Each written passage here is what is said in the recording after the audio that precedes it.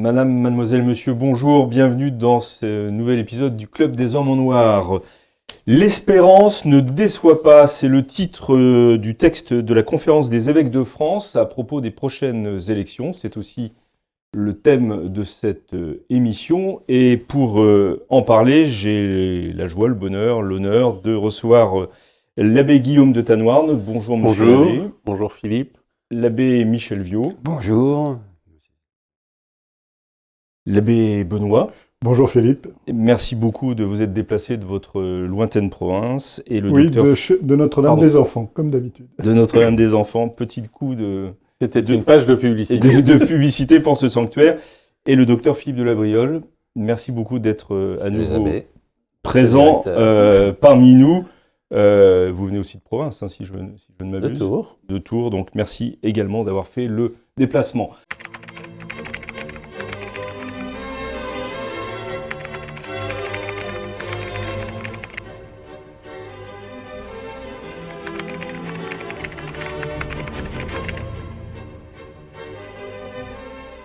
Alors, les élections présidentielles approchent, dans quelques mois, dans quelques semaines même.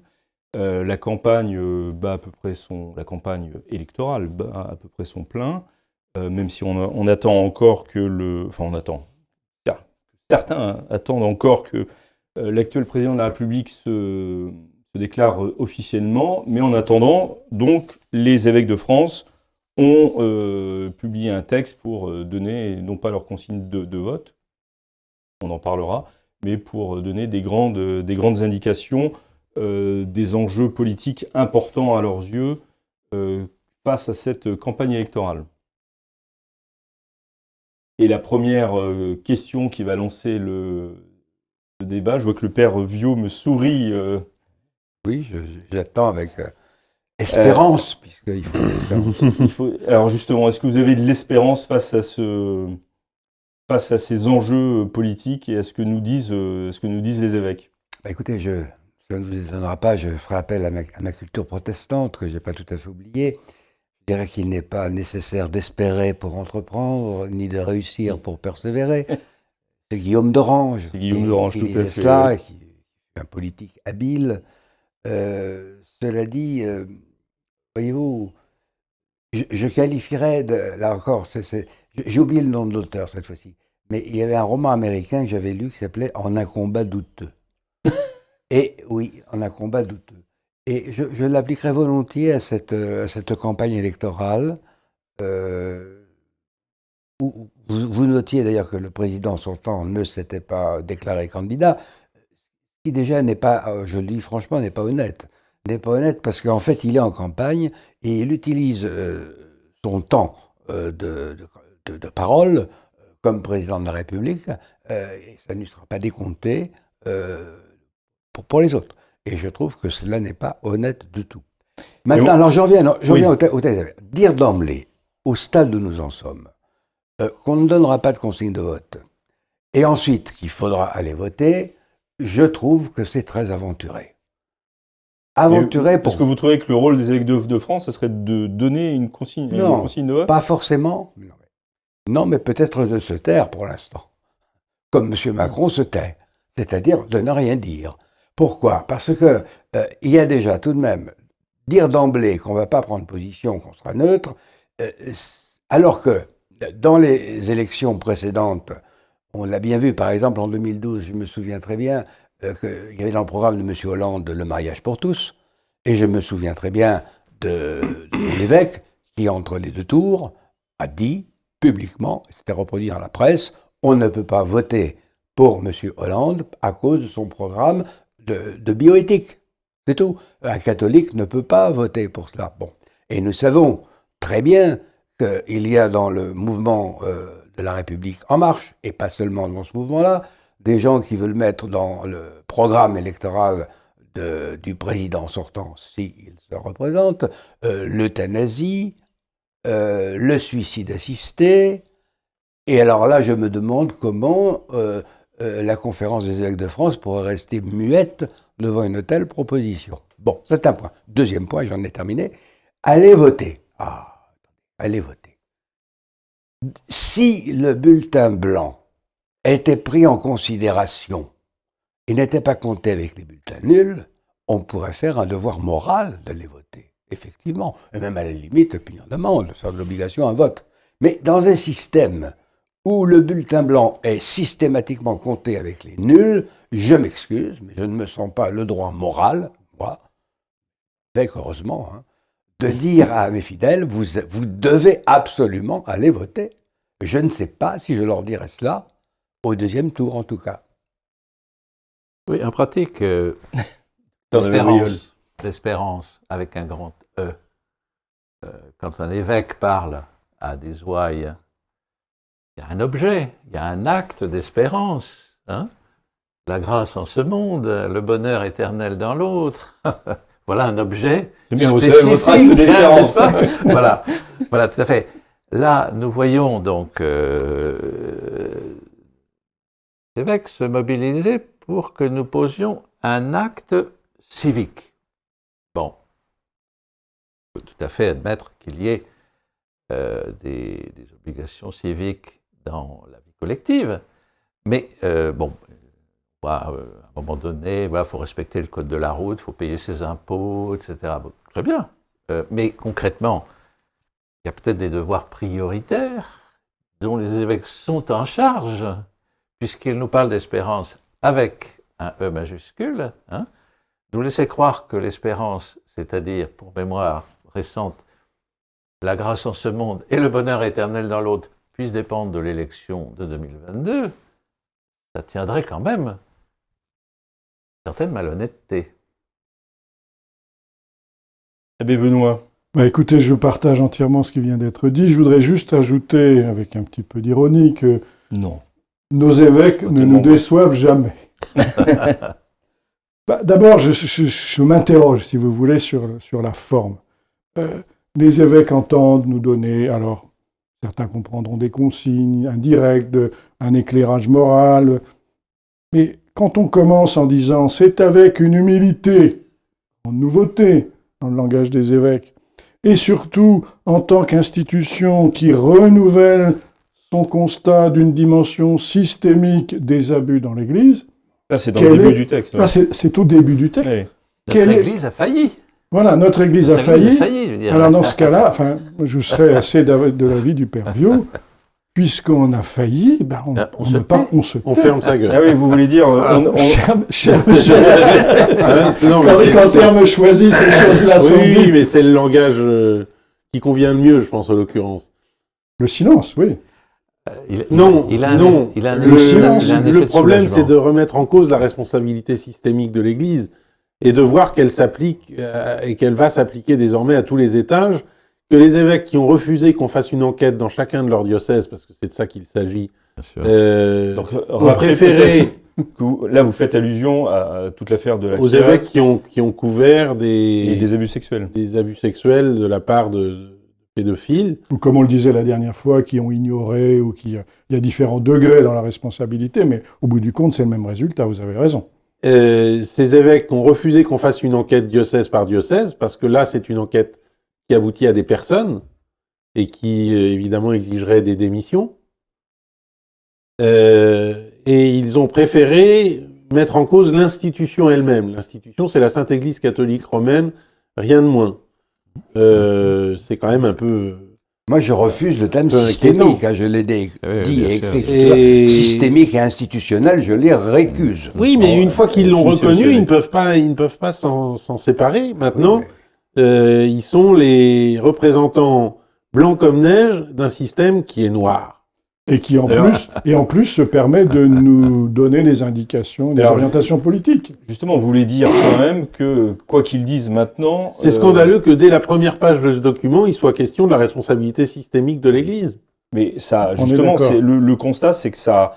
décrédibilise. Ça décrédibilise, merci. Ça décrédibilise, parce que... D'entrée de jeu, toute parole épiscopale, et notamment sur ce sujet. Non, ils sont obligés de faire des actes d'humilité à n'en plus finir, parce que cette responsabilité systémique, ils l'ont eux-mêmes reconnue et promue à cause des responsabilités personnelles qu'ils voulaient planquer sous le tapis. C'est pour ça que pour l'allongement du délai d'avortement à 14 semaines, vous n'avez entendu aucune protestation. Aucune. Aucune. Oui. Et c'était bien pour ça qu'était fait, à mon avis, le rapport Sauvé, entre autres. Voyez-vous ? Et Et donc, c'est pour ça qu'en plus, comment peut-on exiger la sainte obéissance à des gens qui viennent, qui sont les produits et les conducteurs et les chefs d'une institution et d'un système qui serait intrinsèquement pervers, puisqu'il conduirait inévitablement à la pédocriminalité. Vous comprenez ? C'est Oui, impossible. oui. Comment la sœur Véronique Margon peut encore être à la place où elle est, en ayant laissé dire que les 3 vœux monastiques étaient aussi systémiques de la pédocriminalité et que dans l'entourage de la commission Sauvé, il y a des gens qui aient soutenu cela. Écoutez, les 3 vœux monastiques, il faut quand même... Si elle ne les défend pas, qu'est-ce qu'elle fiche là ? Alors je suis tout à fait, je partage tout à fait votre point de vue, mais j'aimerais quand même ramener la discussion sur le document de la conférence des évêques de France, quand même un objet politique, enfin qui a une visée politique. C'est un objet politique et qui a une visée politique. Tout à fait. C'est-à-dire qu'en fait, il y a à la fois mention de cette humilité, mais en même temps, on conserve le micro. C'est-à-dire que ça, c'est très bergolien, ça, si vous voulez. C'est-à-dire que vous avez vos responsabilités, mais je parle sans arrêt. Enfin, c'est-à-dire qu'il y a toujours... Je ne sais pas exactement de quoi on parle, mais j'en parle. Hein, donc, il y a une forme de... il y a une position de pouvoir. Hein, c'est-à-dire que, de fait, être évêque, quand un évêque parle, il y a des gens qui l'écoutent. Bon, peut-être moins qu'avant, peut-être avec une oreille plus distraite, mais concrètement, on est face à un exposé qui se donne à l'examen. Bon, concrètement, c'est un fatras, c'est pétri de contradictions. Mais par exemple, le Christ n'est pas nommé une seule fois. Il est peut-être suggéré, mais quand c'est une suggestion, c'est celui qui est suggestionné qui complète. Hein. Si vous me permettez, docteur, oui. Mon grand-père, dont je voudrais faire mémoire ici, appelait ce genre de texte une motion radicale socialiste. Voilà. Tout était dans tout et réciproquement. C'était méchant pour les radicaux socialistes. Peut-être. On va laisser finir le docteur. Le bon de soupe pour aller au banquet n'en fait pas partie. Voilà. Dans la pratique, donc qui, d'une certaine manière, légitime les évêques, sinon la figure du Christ lui-même. Et l'institution. Et l'institution, bien entendu, qu'il a fondée, hein, et qu'il a fondée il y a 2000 ans, c'est-à-dire pas au moment du concile, hein, c'est fondé il y a 2000 ans. Bon. Donc il y a une histoire et il y a une fonction épiscopale, et tout évêque aujourd'hui est en quelque sorte crédité de l'autorité des évêques qui ont traversé les siècles. Donc un évêque, c'est quelqu'un des apôtres, oui. C'est quelqu'un, on voudrait bien, alors c'est quelqu'un d'important, mais on pourrait dire, hein, même voilà. Mais comme d'une certaine manière, on pourrait dire aussi, le père et la mère sont importants pour l'enfant. Bon, mais il est important que lorsque l'enfant grandit, il puisse avoir, à travers même les informations, l'ouverture d'esprit qu'il acquiert de ses propres parents, qui sont là pour ça, il puisse lui-même saisir la cohérence des discours paternels et paternels. Voilà. C'est-à-dire que quand quelqu'un d'important nous dit des choses qui ne sont pas cohérentes, qu'est-ce qu'on va dire ? Ce ne sont pas des gens importants, c'est faux.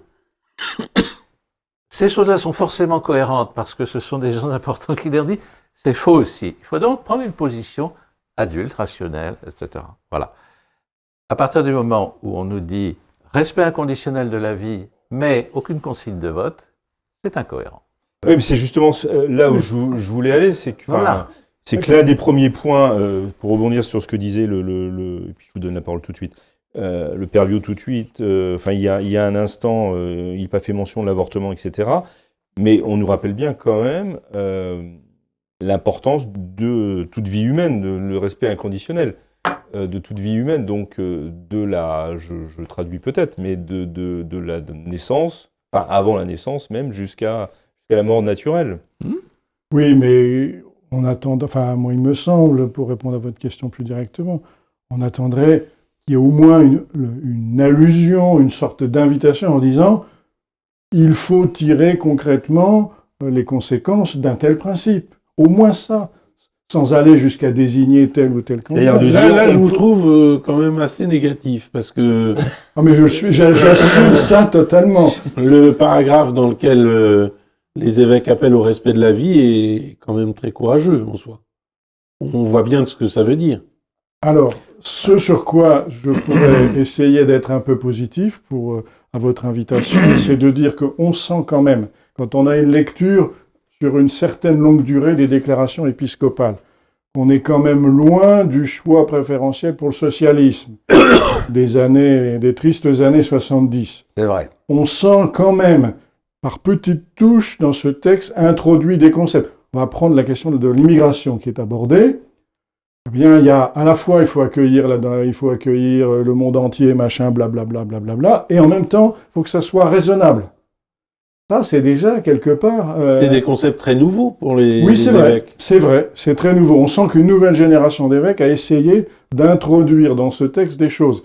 Mais l'équilibre permanent, un coup à droite, un coup à gauche, un coup devant, un coup derrière, rend globalement, comme vous dites, le texte... Mais je reviens sur la question de l'avortement, et ce que vous auriez attendu, et vous me dites si j'ai mal compris, donc c'est que sans désigner tel candidat, ils disent au moins on ne vote pas pour les candidats qui favorisent ou qui sont pour ou qui ne dénoncent pas l'avortement. Et si C'est ça que vous auriez attendu? Il me semble qu'il y a quand même, l'indication. Bien sûr, mais... il devrait y avoir quand même au moins l'indication qu'il y a des lignes rouges. Bah oui, vous êtes canoniste. Vous savez très bien que les deux excommunications qui sont maintenues, la thèse sentenciée, concernent l'avortement et l'apostasie. Bon, il y a des candidats qui sont nettement visés, là. Bon, bah oui, il faut en tirer les conclusions, il faut le dire. Sans oublier qu'il n'y a même pas... On pourrait imaginer même que, si vous voulez, les évêques permettent, sans aller aussi loin qu'on le désirait, qui permettent un débat public, qui serait une manière de dire, par des représentants... Mais là, ils y participent au débat public, puisqu'ils mettent la chose sur la place publique. C'est pas suffisant, il faut qu'il y ait des gens qui disent, qui publiquement disent, messieurs les politiciens qui vous prétendez catholiques, il y aura peut-être une ligne rouge, enfin... Une ligne rouge, oui, mais saint Thomas d'Aquin, dans son traité des lois, dit qu'il ne peut y avoir de loi positive promulguée que si elle est voulue par une majorité de citoyens. L'avortement n'est pas voulu aujourd'hui en France par une majorité de citoyens. Si. Non. L'avortement est voulu, oui. Le refus de l'avortement n'est pas le fait d'une majorité de citoyens. Donc, changer la loi est très difficile. On est bien d'accord. On est bien d'accord là-dessus. Donc, non, mais que les évêques... qu'il faille un témoignage en faveur de la vie, et que ce témoignage soit vraiment le témoignage chrétien d'aujourd'hui, oui. Mais aller chercher un critère politique là-dedans, je crois que c'est trop tôt. Non, mais attendez, il y a quand même... Il faut mettre les choses en ordre, justement, par rapport à la politique. Souvenez-vous de l'affaire du mariage pour tous. Quand ça a été lancé au début, il y avait une majorité de Français qui étaient pour. Mais au fur et à mesure, il y a eu tout un débat qui était très bien organisé dans l'Église catholique, mais il n'y a malheureusement pas eu les suites politiques qu'il fallait. Et c'est pour ça que, vous savez, arriver à mettre plus d'1 million de personnes dans la rue, pour avoir le résultat qu'on a eu, vous auriez donné ces plus de 1 million de personnes à M. Mélenchon, il en aurait fait quelque chose. Nous avons été incapables d'en faire quoi que ce soit. Bon, ça c'est un point. Mais nous avons quand même pu expliquer, et on s'est rendu compte après, que finalement, il y aurait une majorité de Français qui auraient été contre. Et c'est bien pour ça que le référendum a été repoussé. Oui, mais... Voilà. Si on explique. Oui, mais où est, quand vous dites... je rends hommage au combat et des on, mais dans ce on, il y avait quasiment aucun évêque. Alors, il y avait des évêques dans la rue, moi j'en ai connu, le mien était dans la rue. Quelques-uns.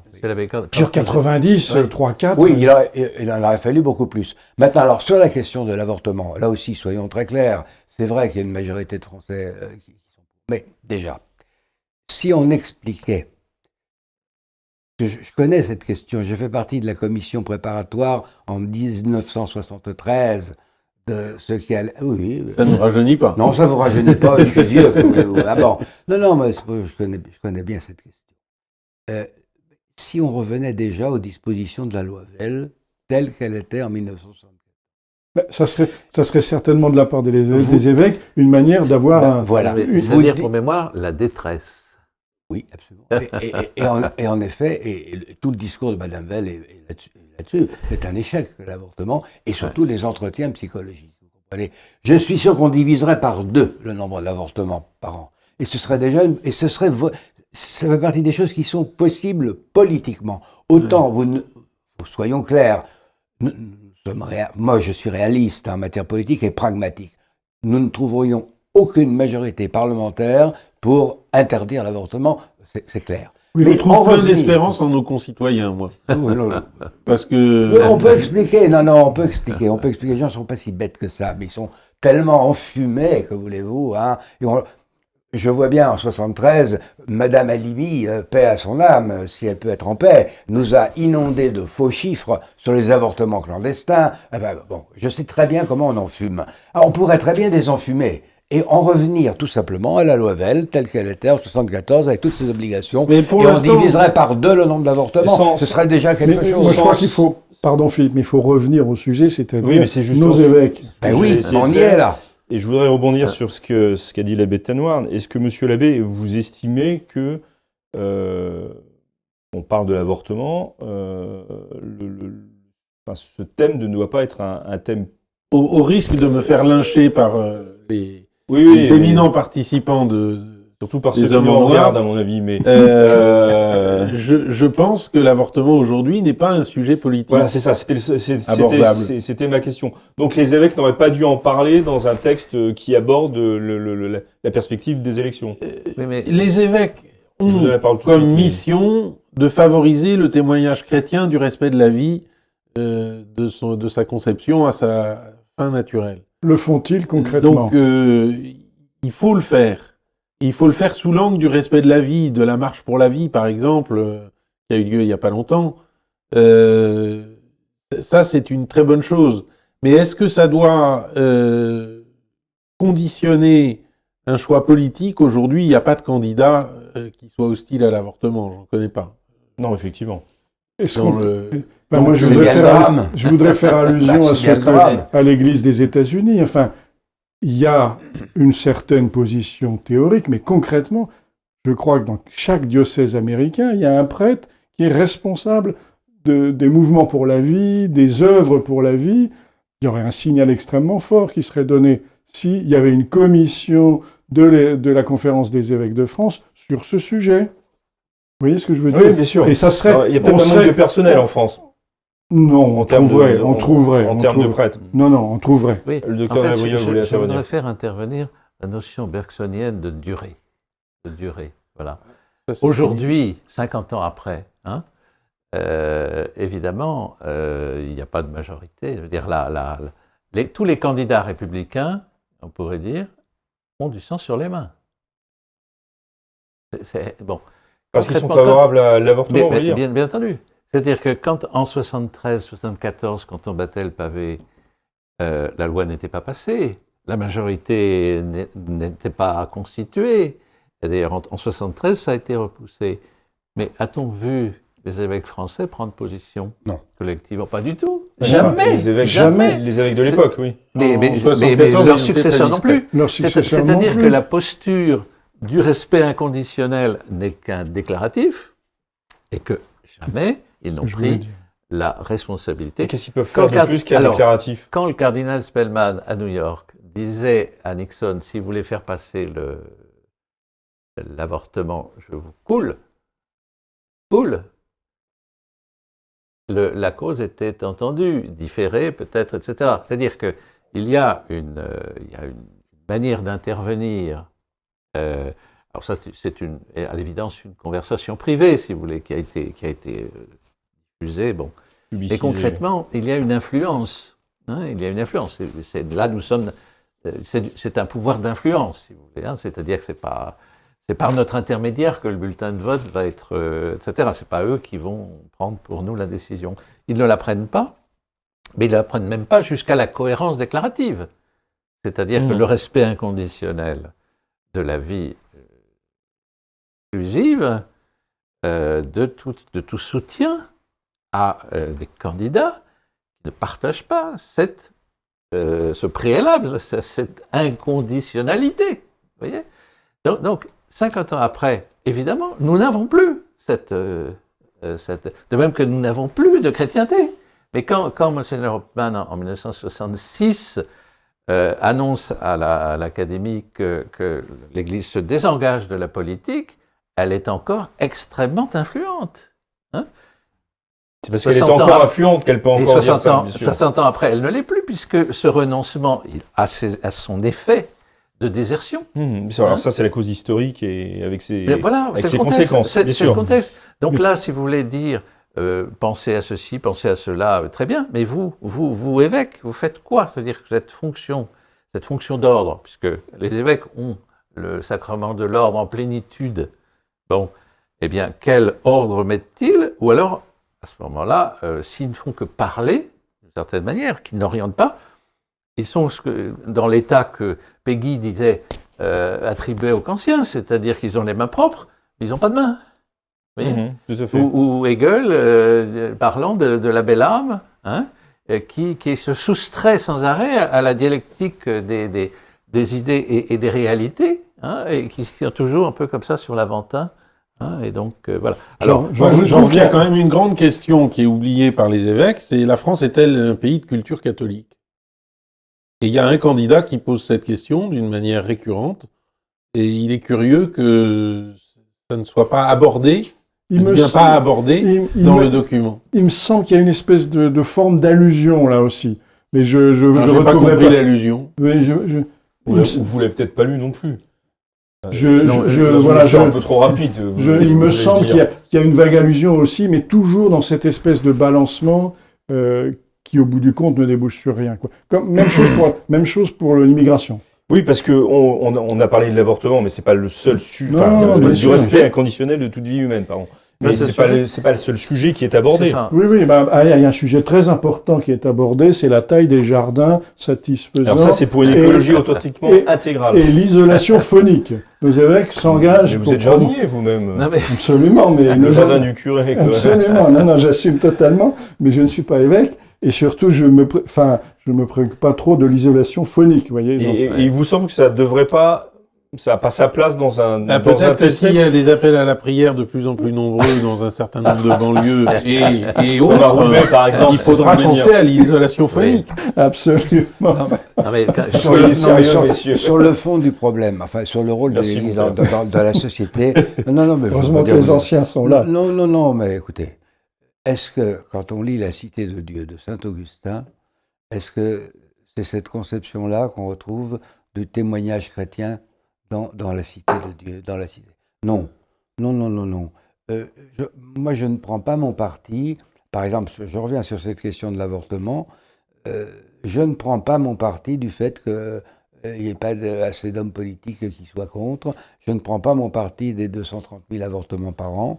Je trouve que continuer à parler, faire des marches pour la vie, parler du respect de la vie, etc., à la limite, ça m'insupporte. Ça m'exaspère quand je vois qu'on ne fait rien de concret pour limiter, pour empêcher, pour faire diminuer ce nombre de meurtres par an. Voilà. Vous voulez dire qu'il n'y a pas de traduction politique? Il n'y a pas de traduction politique, et c'est pas normal. Et qu'au fond, on en prenne son parti et qu'on continue à faire des belles phrases, des documents, tout ce qu'on voudra, à marcher pour la vie, etc. Moi, je ne les annonce même plus. Parce que je suis écœuré de l'inconscience en matière d'action politique de gens qui font cela. Et on n'est même pas. On dirait qu'ils ignorent complètement les structures qui font vivre la France. Bon, elles sont ce qu'elles sont, on les aime ou on les aime pas. Moi, on sait très bien que la République n'est pas ma tasse de thé, mais je dois connaître les institutions et savoir comment ça fonctionne si nous voulons avoir un rôle dans la cité. Ou alors on s'enferme dans les couvents, dans les sacristies, et c'est l'église des catacombes.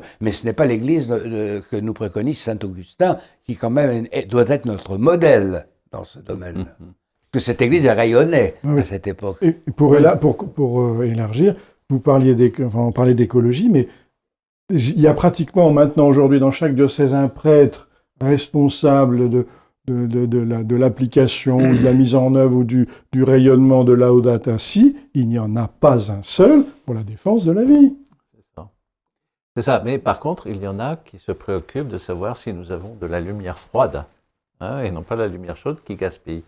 Mais dans la pratique, je pense que sur l'avortement, Oui, nous sommes tous d'accord. Enfin, plus ou moins, le- avec Mais- des non, mais- nuances. Non, mais nous sommes tous révulsés. Pourquoi vous me regardez quand vous non, parlez de nuances? Mais je suis sûr que Parce que M. je l'abbé de Tanoirne est révulsé par le principe même de l'avortement. Oui, Oui, évidemment. ça, mais bien Voilà. sûr, oui, ça, Évidemment, et nous le sommes tous. Donc Évidemment. ce point-là est acquis. Les évêques ne seront pas quittes avec leur déclaration qui n'est accompagnée d'aucun comportement cohérent.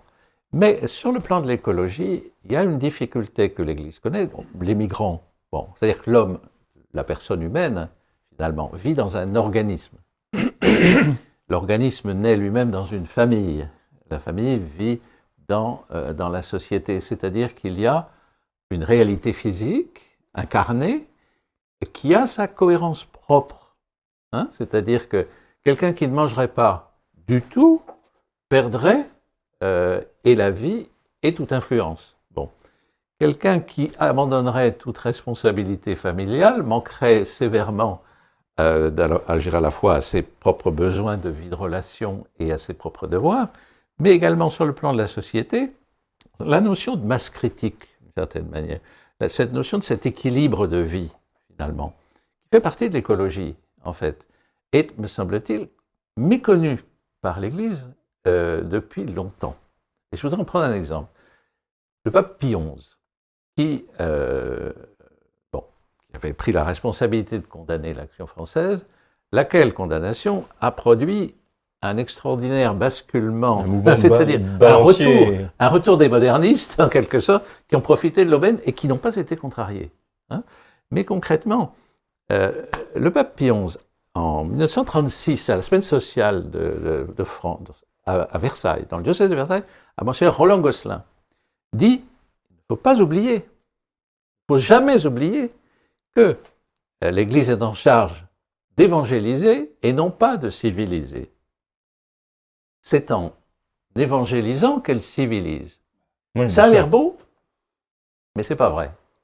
Parce que avant de pouvoir christianiser, il faut déjà qu'il y ait un organisme.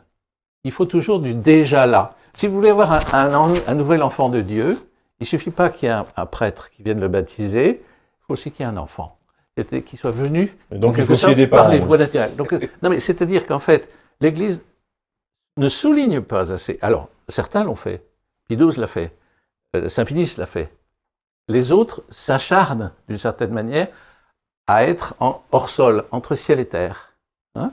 Donc, en fait la migration, la lutte contre la migration est au cœur de cette difficulté-là, parce que accueillir, très bien, mais se faire envahir, non.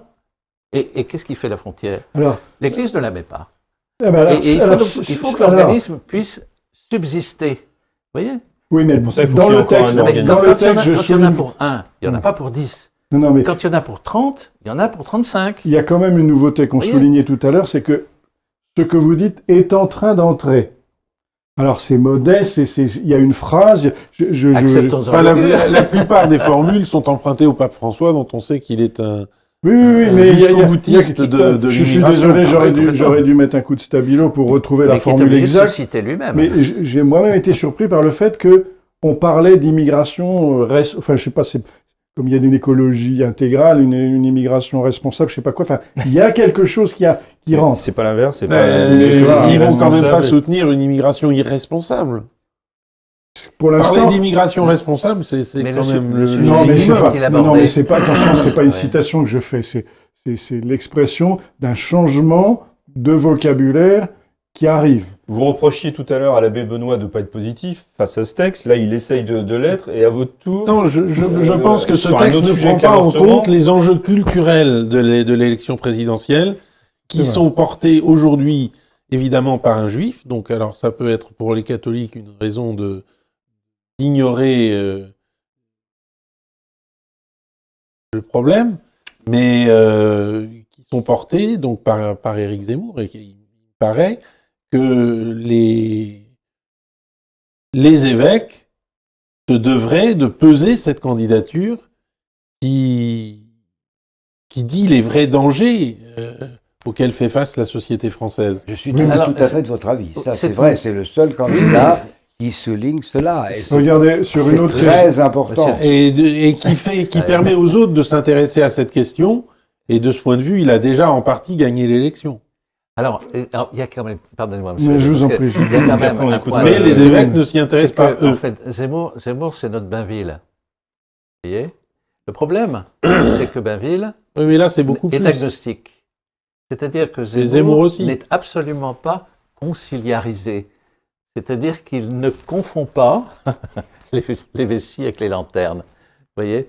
C'est-à-dire qu'il a en quelque sorte le pragmatisme d'un réalisme qu'on peut considérer comme éventuellement susceptible d'être amplifié, hein, puisque l'histoire de France de Bainville, par exemple, avait été assez critiquée par, notamment, enfin, ça avait été repris par le marquis de la Franquerie, enfin, Bainville étouffe un peu l'histoire de France, bon, etc. Mais enfin, On est plus au même niveau quand même. Oui, non, mais J'ai des en critiques pratique, envers Bainville. là. la puissance de Zemmour, c'est de revenir au réel. voilà. Non, on est bien d'accord. Voilà. Monsieur Abbé, vous vouliez Non, intervenir prenons, Il nous reste peu de temps, oui, donc, prenons une autre question. Vous voyez, la construction européenne. Alors, il y a une phrase qui est la reprise que l'Europe c'est la paix, blablabla. Ouais, c'est très bien. C'est très bien. Mais il y a quand même, vous voyez, on va arriver à quelque chose. La construction européenne doit être constamment revue pour ne pas tomber dans l'impuissance, la dérive libertaire, l'excès technocratique, le renoncement à promouvoir de vraies valeurs morales. C'est presque la première fois. C'est la description quand même de l'Europe là. Non mais, Oui. non, mais, l'Union européenne, non, mais bon, c'est la première fois, me semble-t-il, que dans la bouche des évêques, on vient mettre un espèce de bémol. Je vous rappelle la célèbre séance lorsque à Lourdes, la conférence des évêques a reçu cette propagandiste qui était Madame Sylvie Goulard, qui s'est exprimée devant l'Assemblée générale des évêques en toute liberté, en faisant une promotion scandaleuse de l'Europe, l'Europe, C'est l'Union l'Europe européenne. là qu'on Voilà. dénonce là, Voilà. pour la première fois. C'est quand même, vous voyez, Oui, je suis de votre avis. hein, il y a- C'est-à-dire c'est que le le problème, côté c'est que positif. l'unanimité sur laquelle les évêques se sont longtemps reposés, cette unanimité libérale et libertaire qui était l'unanimité politique possible, cette unanimité se craquelle, se fissure. absolument. Parce que elle n'envisage pas les thèmes culturels qui sont de plus en plus porteurs dans l'électorat. Absolument. Et nos évêques, dans la mesure où ils n'ont pas su discerner ce changement Ouais, fondamental la qui est nouvelle celui génération de la prochaine élection présidentielle, Pardonnez-moi, nos évêques passent à côté de la quel réalité thème pensez-vous politique. Et à quel thème, vous parlez de thème culturel, à quel thème pensez-vous? l'identité française. Alors. Le thème de l'identité, le thème de l'immigration, Ouais. le thème de l'éducation, parce que je suis désolé, on a quand même l'éducation, l'une des pires éducations au monde, et on a un des budgets les plus importants Ouais, pour l'éducation ouais, c'est vrai. nationale en France. Alors je me permets de il y a quand rassurer. même- Il y a quand même un malaise qui est un malaise culturel, et qui porte non seulement sur les populations migrantes, mais qui porte sur la population française, et sur sa fierté culturelle ou son renoncement culturel. Alors je vous rassure Philippe parce que je vous sentais Non, un moi, petit peu inquiet. Non, non. Cette non, cette je- grande avancée sur le sujet européen, les évêques vont pas trop loin quand même parce qu'il y a quand même à la fin la petite courbette au risque de contribuer à susciter des replis nationalistes. Oh. Vous voyez, on prend quand même la précaution de Quelle horreur. quelle horreur. Vous voyez. Moi, je suis quand même étonné pour terminer qu'aucun de vous n'ait réagi plus directement, en tous les cas, à une tête de chapitre où on nous dit que les religions sont une chance pour notre société en quête de sens. Ah, vous avez raison. Alors que moi, j'attends, C'est abominable. pour laïcs de base, j'attends au moins que les évêques disent que l'Église catholique et le catholicisme a une place en France. Et ça rebondit un peu sur ce que vous Oui. disiez. Mais les religions, déjà, globalement, ça me pose problème. Et quand on sait la place de l'islam en France, qui n'est pas une place neutre, c'est moins qu'on puisse dire. Oui. Mais, Voilà, je m'attendais à des réactions. non, mais on pourrait s'attendre à ce que les évêques travaillent pour leur patron. Sauf que le Ouais, patron, on peut dire- il n'est pas nommé. Oui, c'est ce qu'on On sait dit pas au qui début. c'est. Voilà. On peut dire ça comme ça, effectivement. Voilà. Mais Non, enfin, je crois que les évêques doivent s'effrayer eux-mêmes de leurs nouvelles audaces, donc il faut reprendre aussi quelques vieilles Ah, mais antiennes. vous avez adopté définitivement le regard positif sur ce texte pour répondre à... Non, Absolument. non. Allez-y, Je mon pense père. que si l'État disait que les religions jouent un rôle important, je m'en réjouirais parce qu'il prendra en compte le rôle des religions. Bah, Mais il me semble que les évêques de l'Église, ils disent pas ça à l'État, bien sûr. Ils ne le croient pas d'ailleurs. Ou ils peuvent le dire éventuellement pour gagner quelques voix. Mais c'est vrai que il me semble que le rôle d'un évêque catholique, c'est de dire que c'est la religion catholique en France qui doit jouer un rôle important. Et parce que justement, comme le rappelle souvent Éric Zemmour, la France a été faite par le catholicisme. Et elle durera par le catholicisme. Et que par le catholicisme. Et je crois que le fait que les évêques puissent ignorer un tel rappel montre bien leur degré de décrépitude mentale. Bah, c'est mettre à égalité le catholicisme avec d'autres, ce qui est insupportable. bah, surtout avec d'autres, quand il y a une autre religion. Ce qui est insupportable et ce qui est contre-productif, ce qui est bah oui. destructeur. Oui, parce que ça, Parce que c'est surtout ça ça. n'engage pas les gens à évangéliser et à répandre ce qui est la vérité. Oui, on peut penser d'ailleurs même que le fait qu'il ne désigne pas de candidat à proscrire va suffire à les faire détester par tout un tas de gens. Hein, car En si sens ce inverse, sont- oui, tout à fait. si ce sont des gens qui n'aiment rien, qui ne refusent rien, qui n'ont ni amis ni ennemis, ils vont immédiatement être perçus par ceux qui auraient attendu d'eux qu'ils envoient de l'eau bénite à effet d'exorcisme sur qu'ils voudraient. Hein, mais on ne peut pas aimer tout le monde Non. d'un amour égal.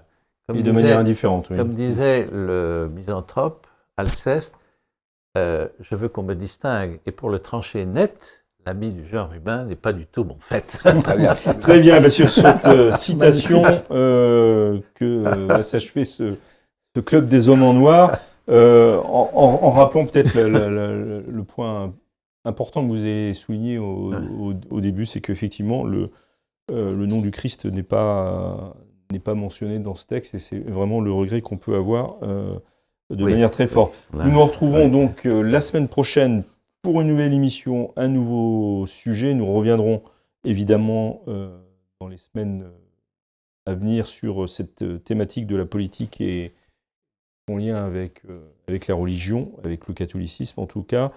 D'ici là, au moins d'ici la semaine prochaine, que Dieu nous garde, vous garde, et à très bientôt.